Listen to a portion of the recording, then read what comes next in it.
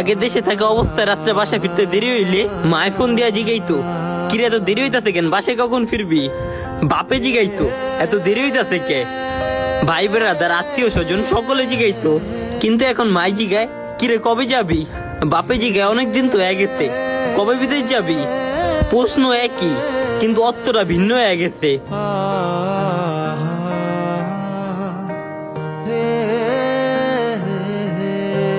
আগে জামা কাপড় গুছিয়ে আলমারিতে সাজিয়ে রাখতাম, কিন্তু এখন আমি বড় হয়ে গেছি, আমার বুদ্ধি হয়ে গেছে দোষ। এখন আর আলমারিতে রাখি না, নিজের জামা কাপড় সবগুলাই যে লাকিতে প্যাকেট করে রাখি। কারণ আমি জানি কয়েকদিন পর এইগুলো আবার গুছিয়ে এই লাকিতে নিয়েই চলে যেতে হইব।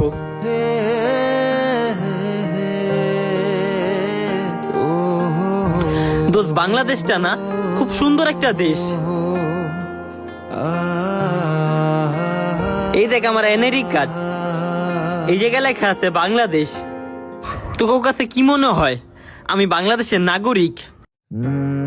না, এটা শুধু একটা লেখা। বাস্তব সত্যি কি জানোস, আমি এই দেশের একটা ট্যুরিস্ট।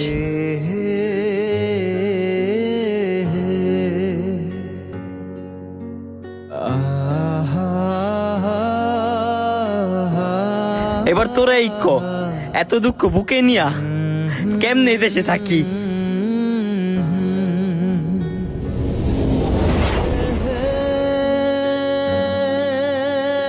নিজের বাড়িতে নিজেই অতিথি, কি অদ্ভুত গল্প তাই না? বাস্তব সত্যে প্রত্যেকটা প্রবাসীর সাথে এমনটাই ঘটে।